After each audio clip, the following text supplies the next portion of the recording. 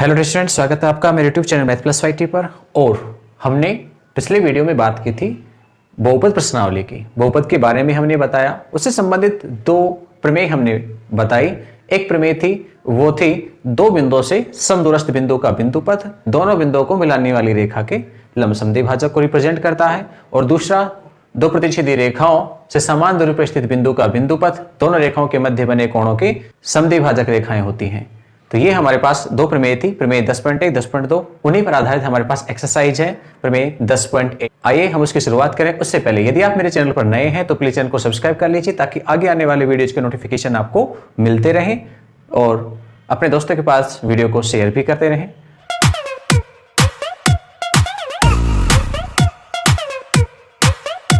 देखिए, एक्सरसाइज 10.1 का पहला क्वेश्चन है, निम्नलिखित कथनों में से सत्य और असत्य बताइए। अपने कारण का औचित्य भी समझाना है कि सत्य है तो क्यों है, असत्य है तो क्यों है। कह रहा है किसी रेखा से समान दूरी पर स्थित बिंदुओं का समुच्चय एक रेखा होती है। कोई एक रेखा है आपके पास, ये कोई एक रेखा हमने खींची, इस रेखा से समान दूरी पर स्थित बिंदुओं का बिंदुपथ एक रेखा होती है। कैसा कथन है? असत्य कथन है। अब क्यों है असत्य वो सुनिए। ये रेखा है, इस रेखा से बराबर दूरी पर स्थित ये बिंदु है, इस दूरी पर बराबर दूरी पर मान लीजिए एक निश्चित दूरी आपने ली, उससे दूरी पर स्थित इन बिंदुओं को आपने लिया, तो इन बिंदुओं को जब आप मिलाएंगे तो एक रेखा यहां बनेगी। ऐसे ही उतनी ही दूरी आप इधर भी ले सकते हैं तो एक रेखा इधर भी बनेगी। तो क्या होगा, एक रेखा ना होकर के क्या होगी, रेखा के दोनों ओर दो समांतर रेखाएं होंगी। एक ना होकर कितनी होंगी, दो समांतर रेखाएं, एक ऊपर के हिस्से में एक नीचे के हिस्से में। नेक्स्ट देखिए, एक वृत्त उन बिंदुओं का बिंदुपथ है जो किसी दिए गए बिंदु से नियत दूरी पर स्थित है। परिभाषा हमने आपको समझा दी है। क्या कह रहा है, एक वृत्त उन बिंदुओं का बिंदुपथ है। किन बिंदुओं का? जो किसी दिए गए बिंदु, एक बिंदु आपको दिया गया, उस दिए गए बिंदु से नियत दूरी पर स्थित, इस बिंदु से नियत दूरी पर स्थित जो बिंदु है उन बिंदुओं का क्या है, समुच्चय है। उन बिंदुओं का समुच्चय या बिंदुपथ है, वो क्या है, वृत्त है। सही बात है, बिल्कुल सही है। तो एक ऐसा कथन है, सत्य है। ऐसी परिभाषा हम लिखा चुके हैं आपको। तीसरे पार्ट को देखिए, कहता है तीन दिए गए बिंदु संरेख तभी होंगे जब वह एक रेखा के बिंदु के समुच्चय के अवयव नहीं हो। क्या शब्द लग रहा है यहां पर, नहीं हो। देखो, एक रेखा ये है, ये रेखा किससे बनी है, बहुत सारे बिंदुओं से। यदि इस रेखा के ऊपर बहुत सारे बिंदुओं को रिप्रेजेंट किया जाए तो ये रेखा इन सभी बिंदुओं का एक समुच्चय है। समुच्चय है या कहें तो इन बिंदुओं का बिंदुपथ है। अब तीन दिए गए बिंदु संरेख तब कहलाते हैं जब वो एक ही रेखा पर स्थित हो। एक रेखा पर स्थित होने का मतलब है इसी समुच्चय का एक भाग हो। परंतु यहां क्या लिखा हुआ है, इसी समुच्चय के अवयव नहीं हो, भाग नहीं हो। तो एक ऐसा कथन है असत्य। यदि नहीं शब्द नहीं लगा हुआ होता, यहां से नहीं को हटा दिया जाए तो फिर ये सत्य हो जाएगा।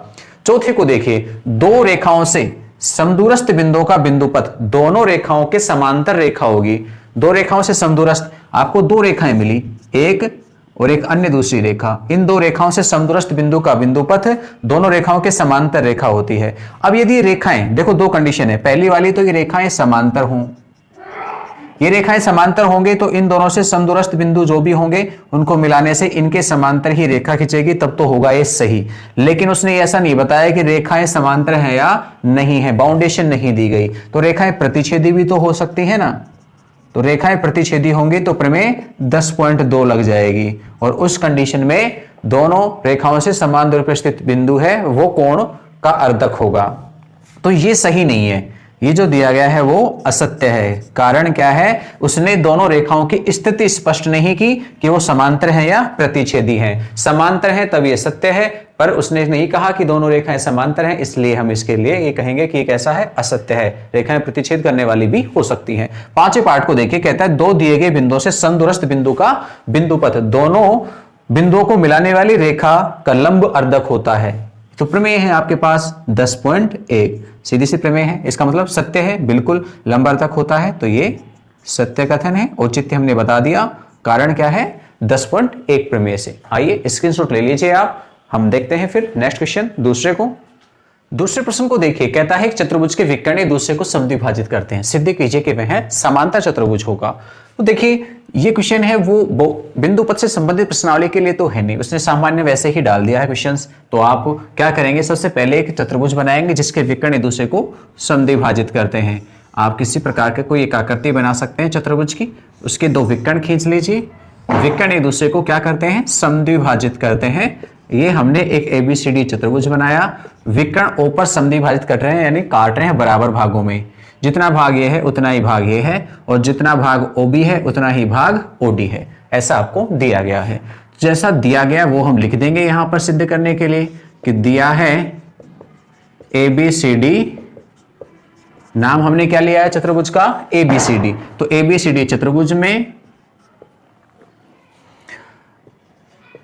विकर्ण AC व BD एक दूसरे को समद्विभाजित करते हैं। अब समद्विभाजित करते हैं तो मैं लिख सकता हूं AO इक्वल टू CO व BO इक्वल टू DO। ये टुकड़े AO जितना है उतना ही CO है, जितना BO है उतना ही DO है। सिद्ध क्या करना है, सिद्ध करना है कि चतुर्भुज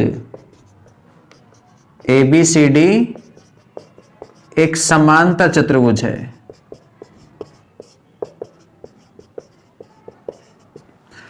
और सिद्ध करने के लिए हम प्रमाण देंगे यहां पर। तो देखिए ध्यान से, आपके पास यहां पर या तो आप इन दो त्रिभुजों को काम में ले लीजिए जो आमने सामने हैं, सम्मुख हैं, और या फिर इन दोनों को ले लीजिए। चलो मैं इन दोनों को काम में ले लेता हूं। एक का नाम है AOB, त्रिभुज AOB, और दूसरे का नाम है COD, COD। इन दोनों में कुछ समानताएं हैं, उनको लिखना चाहेंगे। एक तो है AO, तो दूसरे में क्या है CO, दे रखा है AO इक्वल टू CO। ये आपको दिया गया है कि विकर्ण समद्विभाजित हो रहे हैं। दूसरा, ये कोण और ये कोण शीर्षाभिमुख कोण है तो समान होंगे, यानी कोण AOB इक्वल टू कोण COD कैसे हैं, शीर्षाभिमुख हैं। और इसके अलावा जितना BO है उतना ही DO है, BO पार्ट जितना है उतना ही DO है, दे रखा है, वो भी हमने लिखा। अब आप यदि ध्यान से देखें तो भुजा कोण भुजा SAS सर्वांगक्षमता का नियम लगता है। तो SAS भुजा कोण भुजा सर्वांगक्षमता के नियम यानी CPCT से दोनों त्रिभुज AOB और त्रिभुज COD कैसे हो जाएंगे, सर्वांगक्षम हो जाएंगे। और त्रिभुज सर्वांगक्षम होंगे तो उनकी संगत भुजाएं बराबर होंगी, संगत कोण बराबर होंगे। देखो दो भुजाएं तो पहले ही बराबर हो गई, एक एक बच गई AB और यहां से CD। तो AB बराबर CD भुजा होगी। वह कोण देखिए, ये जो कोण है नाम होगा OAB, ये बराबर होगा OCD के, इसी C के साथ, क्योंकि A के साथ कौन सा बिंदु है C, तो ये बराबर हो जाएगा C के साथ यानी OCD कोण के साथ। ये कोण और ये कोण एकांतर कोण है। कैसे कोण है, एकांतर कोण है। और जब एकांतर कोण समान हो, पढ़ के आए हैं 9th क्लास में, जब एकांतर कोण समान हो तो दोनों रेखाएं परस्पर समांतर होती हैं। तो रेखाएं यहां पर ये कोण एकांतर समान है, इसलिए रेखाएं कौन कौन सी, AB, और दूसरी कौन सी है CD। ये दोनों कैसी हैं, समांतर हैं। तो AB समांतर CD। अब देखिए 9th क्लास में ही हमने पढ़ा कि किसी चतुर्भुज की सम्मुख भुजाओं का एक युग्म बराबर तथा समांतर हो। देखो यही जोड़ा बराबर है, यही जोड़ा समांतर है, तो वो समांतर चतुर्भुज होता है। तो हम कह सकते हैं समांतर चतुर्भुज के गुणधर्म से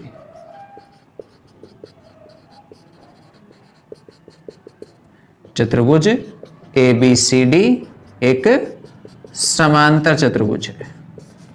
समझ में आ गई बात। 9th क्लास में आपने पढ़ा है कि किसी चतुर्भुज की सम्मुख भुजाओं का एक जोड़ा बराबर और समांतर हो। समीकरण 1 कहती है बराबर है, समीकरण 2 कहती है वो समांतर हैं। तो समांतर और बराबर हो तो वह समांतर चतुर्भुज होता है। यही हमको सिद्ध करना था। आप स्क्रीनशॉट ले सकते हैं इसका। तीसरे प्रश्न पे ध्यान दीजिए, कहता है 3 संरेख बिंदुओं से समदूरस्थ बिंदुओं का बिंदुपथ क्या होगा। कारण भी बताना है क्या होगा। 3 संरेख बिंदु है। असंरेख बिंदु क्या होते हैं, जो एक ही रेखा में नहीं हो। मैंने इनको नाम डाल दिया जैसे ABC। हम चाहें तो इनको मिला भी सकते हैं। 3 असंरेख बिंदुओं को मिलाने से सदैव एक त्रिभुज की रचना होती है। किसकी रचना होती है, त्रिभुज की। ये त्रिभुज बन गया हमारे पास। आप क्या कर सकते हैं, इनके समदूरस्थ बिंदुओं को ज्ञात करना चाहें तो देखो AB भुजा है, या कहें तो AB एक रेखाखंड है, और AB रेखाखंड में हम प्रमेय 10.1 लगा करके इससे समदूरस्थ बिंदुओं का बिंदुपथ निकाल सकते हैं। वो क्या कहलाएगा, AB का लंब समद्विभाजक कहलाएगा। ऐसे ही हम BC का भी लंब समद्विभाजक खींच सकते हैं। किसका? BC का। और ऐसे चाहे तो आप AC का भी लंब समद्वि भाजक खींच सकते हैं। तो ये तीनों लंब समद्वि भाजक आपस में एक जगह पर काटेंगे और इस बिंदु को क्या कहते हैं हम? एक त्रिभुज के तीनों लंब समद्वि भाजकों का प्रतिच्छेद बिंदु क्या कहलाता है? आपके पास परिकेंद्र कहलाता है। तो इस प्रश्न का जो आंसर होगा वो क्या होगा? परिकेंद्र होगा। यानी तीनों बिंदुओं से गुजरने वाला जो वृत्त है उस वृत्त का क्या होगा? केंद्र होगा। तीन असंरेख बिंदुओं से गुजरने वाले वृत्त का केंद्र ही क्या है? इस तीन असंरेख बिंदुओं से समदूरस्थ बिंदुओं का बिंदुपथ। ये समदूरस्थ है भाई, ध्यान दे लेना। ये बिंदु A और B से बराबर दूरी पर है, यही बिंदु B और C से भी बराबर दूरी पर है क्योंकि लंब समद्वि भाजक पर स्थित है, और ये A और C से भी बराबर दूरी पर है क्योंकि इसके भी लंब समद्वि भाजक पर स्थित है। तो तीनों लंब समद्वि भाजक जिस बिंदु पे काटते हैं उसे क्या कहते हैं? तीनों बिंदुओं से बनने वाले त्रिभुज का परिकेंद्र कहते हैं। तो इसका आंसर क्या होगा? परिकेंद्र होगा। ठीक है, तो आप चाहें तो इसके लिए लिखना तो ये कह सकते हो कि प्रमेय 10.1 से AB, BC व AC का लंब समद्वि भाजक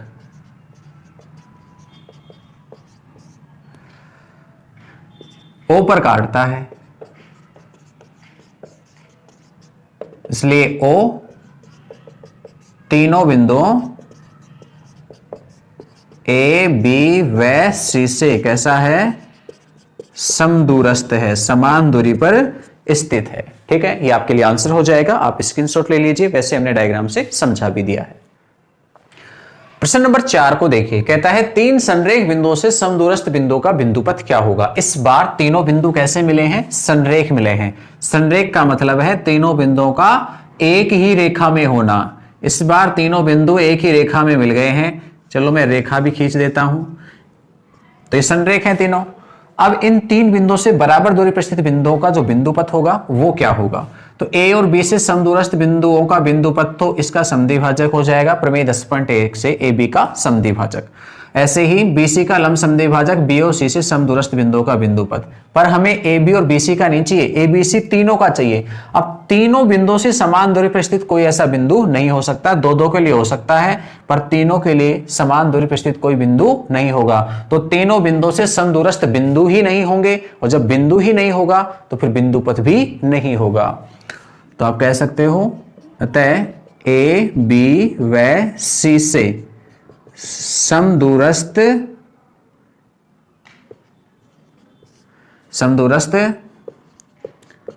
बिंदु नहीं होंगे, इसलिए कोई बिंदुपथ नहीं होगा। जब बिंदु नहीं है तो बिंदुपथ कहां से आएगा? तो इसका आंसर होगा यहां पर कोई बिंदुपथ नहीं होगा, ऐसा आप स्क्रीनशॉट लें। प्रश्न नंबर 5 को देखिए, कहता है सिद्ध कीजिए कि A व B से होकर जाने वाले वृत्त के केंद्र का जो बिंदुपथ है वो रेखाखंड AB का लंबवर्धक है। क्या कहा उसने? कोई दो बिंदु हैं A और B, और इन दोनों बिंदुओं से होकर जाने वाला कोई वृत्त है। इस किससे गुजर रहा है? ये बिंदु A और B से होकर जा रहा है। इस वृत्त का केंद्र है, मान लीजिए इस केंद्र को मैंने P नाम डाल दिया, तो इस बिंदु P का जो बिंदुपथ होगा वो AB का लंबवर्धक होगा या लंब समद्वि भाजक होगा, ऐसा आपको सिद्ध करना है। देखिए बिंदु P है वो A से और B से बराबर दूरी पर है, A और B से बराबर दूरी पर है। क्यों? क्योंकि PA और PB क्या है? वृत्त की त्रिज्याएं हैं तो समान होंगी। अब बिंदु P समदूरस्थ है A और B से, तो एक छोटी सी लाइन केवल क्या? प्रमेय 10.1 से। प्रमेय 10.1 क्या कहती है? दो बिंदुओं से समदूरस्थ बिंदु का बिंदुपथ क्या होता है? उस रेखाखंड का लंबवर्धक या लंब समद्वि भाजक होता है। तो लंब समद्वि भाजक होगा तो उस लंब समद्वि भाजक पर ही क्या आ जाएगा? P आ जाएगा। क्यों? क्योंकि P भी A और B से समान दूरी पर स्थित है। तो देखो क्या मिला है आपको, दिया है AB बिंदुओं से गुजरने वाले वृत्त का केंद्र P है, P नाम डाला है हमने, और क्या सिद्ध करना है? सिद्ध करना है P का बिंदुपथ, P का बिंदुपथ AB का लंब अर्धक है, यानी P का जो बिंदु पथ होगा वो AB का लंबवर्धक कहलाएगा। सिद्ध करने के लिए हम प्रमाण देंगे और प्रमाण में सीधा सा लिखेंगे प्रमेय 10.1 से AB का लंब अर्धक A व B से समदूरस्थ होता है, वह चूंकि P भी A व B से समान दूरी पर है या समदूरस्थ है। कारण है PA इक्वल टू PB। क्या होते हैं PA PB? वृत्त की त्रिज्या है ये, इसलिए PB लंब अर्धक पर होगा। बस यही हमको सिद्ध करना था कि P का जो बिंदु पथ बनेगा वो लंब अर्धक बनेगा। तो ये P है वो AB के लंब अर्धक पर ही स्थित होगा। इसका मतलब P इसी लंब अर्धक पर आगे पीछे हो सकता है, ये उसका बिंदु पथ कहलाएगा। तो आप फिर से देखना चाहो तो ये समझ सकते हो, A और B दो बिंदु है, इनसे गुजरने वाला वृत्त है, उसका एक बिंदु P है केंद्र को हम A और B से मिलाएंगे, त्रिज्याएं बनेंगी, त्रिज्याएं समान होती हैं तो बिंदु P A और B से समदूरस्थ है। जबकि प्रमेय 10.1 कहती है कि A और B से समदूरस्थ बिंदु का बिंदु पथ उस रेखाखंड का लंबवर्धक होता है, यानी लंबवर्धक के ऊपर स्थित होते हैं, इसलिए P बिंदु किस पर होगा? लंबवर्धक के ऊपर ही हो जाएगा, क्योंकि P भी A और B से समदूरस्थ है। तो ये P का बिंदु पथ हो गया लंबवर्धक। स्क्रीनशॉट लें। छठा प्रश्न देखिए, कहता है दी गई आकृति में आधार BC पर विपरीत ओर दो समद्विबाहु त्रिभुज PBC और त्रिभुज QBC स्थित हैं। सिद्ध कीजिए कि P और Q को मिलाने वाली जो रेखा है, PQ को जो मिलाने वाली रेखा है वो रेखा BC को समकोण पर समद्विभाजित करती है। यहां पर समकोण पर समद्विभाजित करने का अर्थ है लंबवत समद्विभाजित करती है। आप इसे नया शब्द कह सकते हो, समकोण पर समद्विभाजित करते हुआ लंब समद्विभाजित करती है या लंब समद्विभाजक है, ऐसा भी कह सकते हो। BC पर क्या है? लंब समद्विभाजक है या लंबवत समद्विभाजित करती है। समकोण पर समद्विभाजित करने का अर्थ यही होता है। अब हम इस चीज को सिद्ध करना चाहेंगे तो यहां क्या कह रहा है? PBC और QBC ये दो समद्विबाहु त्रिभुज हैं, तो PBC समद्विबाहु त्रिभुज है तो PB और PC भुजा समान होंगी, और QBC समद्विबाहु है तो BQ और CQ भुजाएं कैसी होंगी? समान होंगी। अब दो बिंदुओं से समान दूरी पर स्थित बिंदुओं का बिंदुपथ क्या होता है? प्रमेय 10.1 से क्या होता है? इस B और C को मिलाने वाली रेखा का लंब समद्विभाजक होता है। इसलिए तो P और Q को मिलाने वाली रेखा का क्या होगी? इस BC का लंब समद्विभाजक होगी। तो एक ही लाइन लिखनी है मात्र, क्या? प्रमेय 10.1 से। तो जो दिया है वो लिखे हम यहां पर। दिया है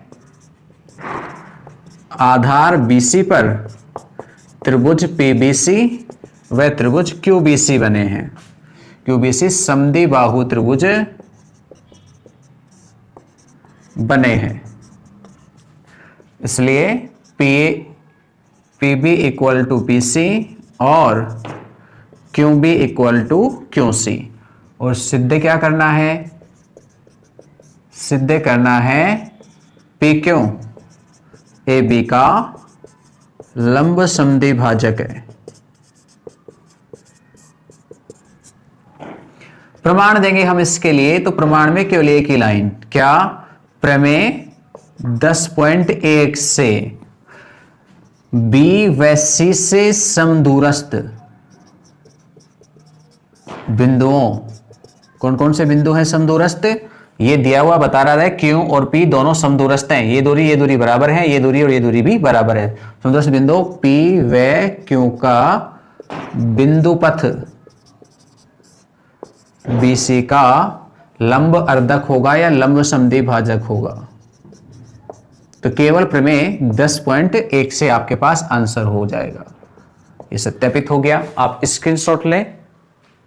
प्रश्न नंबर 7 है वो बिल्कुल 6 जैसा ही है। वहां पर एक त्रिभुज है, वो नीचे बनाने की बजाय दोनों एक ही तरफ बने हुए हैं। बाकी सब कुछ वैसा ही करना है जैसा छठे क्वेश्चन में किया गया है, वो स्टेप्स आपको वहां पर भी लिखने हैं, इसलिए हम 7 को नहीं करा रहे हैं। केवल क्या हो गया है? त्रिभुज की दिशा बदल गई है, विपरीत दिशा के बजाय एक ही ओर बन गए हैं। बाकी सेम कॉन्सेप्ट है। ऐसे हमारे पास 2 क्वेश्चन हो गए, एग्जाम्पल नंबर 1 हो गया था और ये एग्जाम प्रश्न नंबर 6 हो गया। तो 7 को आप करके देखना। 8वें क्वेश्चन को देखिए, कहता है दिए गए चित्र में कोण P का अर्धक, ये चित्र मिला है आपको, PQR एक त्रिभुज है और इसमें कोण P है, इस कोण P का अर्धक है वो PS है।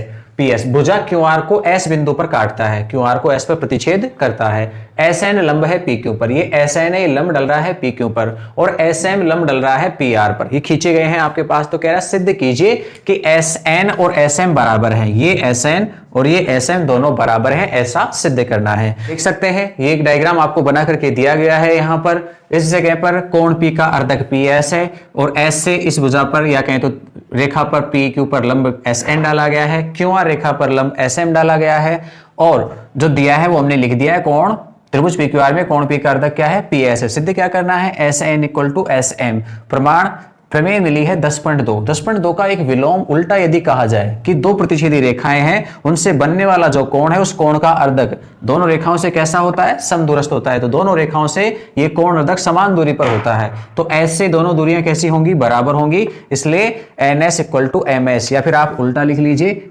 SN इक्वल टू SM और यही हमको सिद्ध करना था। ठीक है, तो गाइस ये थी हमारे पास एक्सरसाइज 10.1। एक और क्वेश्चन है इसमें नौवा जो कि प्रमेय 10.2 का ही कथन है। दो प्रतिच्छेदी रेखाएं आपको दी गई हैं और वहां पर पूछा गया है इन दोनों रेखाओं से समदूरस्थ बिंदु का बिंदुपथ क्या होगा। तो प्रमेय 10.2 से क्या होगा, दोनों रेखाओं के मध्य बने कोण का अर्धक होगा। ठीक है, तो ये आपके पास एक्सरसाइज पूरी होती है। आप स्क्रीनशॉट ले लीजिए। वीडियो अच्छा लगे तो लाइक जरूर करें और अपने दोस्तों के पास शेयर भी करें और चैनल को सब्सक्राइब करना ना भूलें। फिलहाल के लिए इजाजत दीजिए, फिर मिलते हैं, तब तक के लिए धन्यवाद।